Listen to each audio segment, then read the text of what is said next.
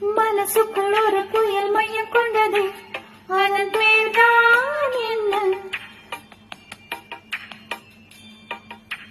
புயலுக்கு காதல் என்று போய் சொல்கிறாய், அடுத்த நிலைதான் என்ன?